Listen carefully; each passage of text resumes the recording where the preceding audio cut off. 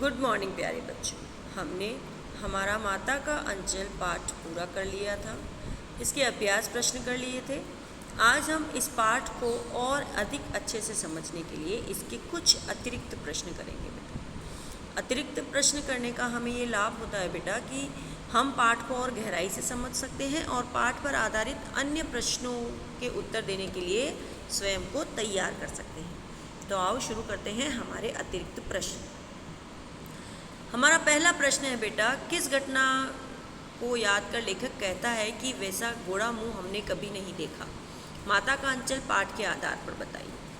अपने बचपन में लेखक और उनके मित्रों की टोली किसी दूल्हे के आगे आगे जाती हुई ओहारदार पालकी को देख लेते हैं तो बड़े ही जोर से चिल्लाते हैं। एक बार ऐसा करने पर एक बूढ़े वर ने उनको सबको बड़ी दूर तक खदेड़कर ढेलों से खूब मारा। उसे याद कर लेखक कहता है कि न जाने किस ससुर ने वैसा जमाई ढूंढ निकाला था। उस खूसट खब्बीस की सूरत लेखक नहीं भुला पाया। लेखक ने वैसा गोरा मुंह आदमी कभी नहीं देखा। बच्चों के द्वारा बनाए गए घरौंदे का उल्लेख कीजिए। माता का अंचल पाठ के आधार पर बताइए।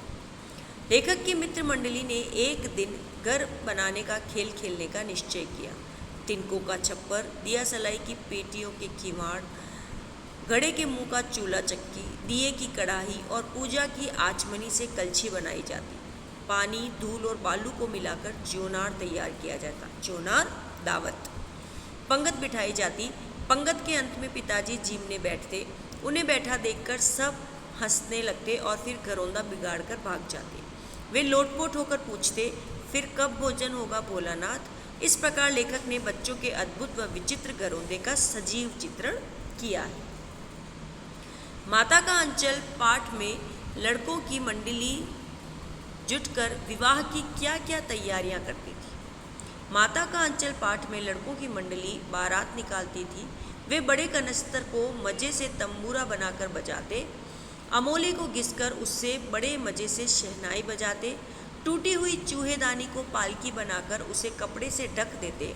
कुछ बच्चे समधी बनकर बकरे पर चढ़ लेते थे और बारात चबूतरे के चारों ओर घूमकर दरवाजे लगती थी। वहाँ काठ की पटरियों से गिरे, गोबर से लिपे, आम और केले की टहनियों से सजाए हुए छोटे आंगन में कुल्हड़ का कलसा रखा रहता था।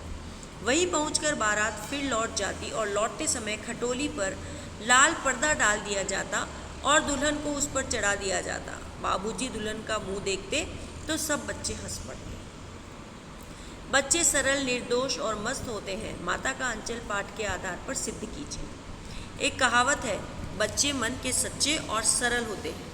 उनके मन में जो भाव उठते हैं वह बड़ी सरलता और सहजता से कह देते हैं। वे मन से भी बेटा अत्यंत निर्मल और निर्दोष होते हैं। उन्हें किसी प्रकार की चिंता व भय नहीं सताता। वे बूढ़े दूल्हे को पसंद नहीं करते थे, इसीलिए उसे खूसट कहते थे। इसीलिए बूढ़ा दूल्हा उनके पीछे पड़ जाता है। बिना सोचे समझे मूसन तिवारी को चिढ़ाना, चूहे के बिल में पानी डालना आदि उनकी मासूमियत और नादानी के उदाहरण हैं। वे नहीं जानते कि वे जो शरारत कर रहे हैं उसके क्या दुष्परिणाम हो सकते हैं। बच्चे खेल में इतने मस्त हो जाते हैं कि उन्हें घर बार यहाँ तक कि माता पिता की याद भी नहीं आती।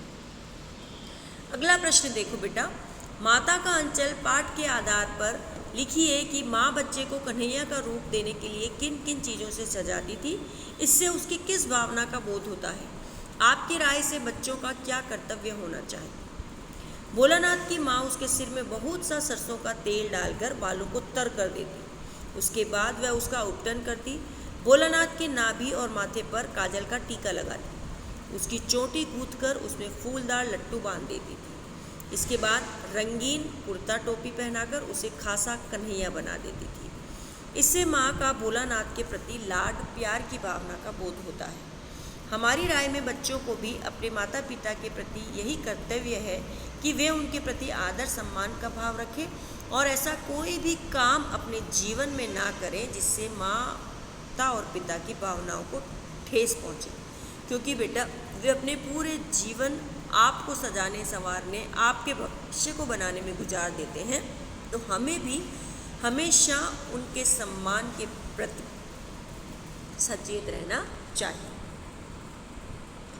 भोलानाथ और उसके साथियों के खेल आज के खेल और सामग्री की अपेक्षा मूल्यों का विकास करने के लिए में अधिक समर्थ है। माता का अंचल पाठ के आधार पर स्पष्ट कीजिए, है ना, कि हम जब बैठकर वीडियो गेम खेलते हैं तो शायद उससे को नैतिक मूल्य विकसित नहीं होता, लेकिन बच्चे जो बाहर जाकर बाल मंडली के साथ खेलते हैं उससे अनेकों नैतिक मूल्य बेटा डेवलप होते थे। तो वे कौन कौन से हैं, स्पष्ट कीजिए।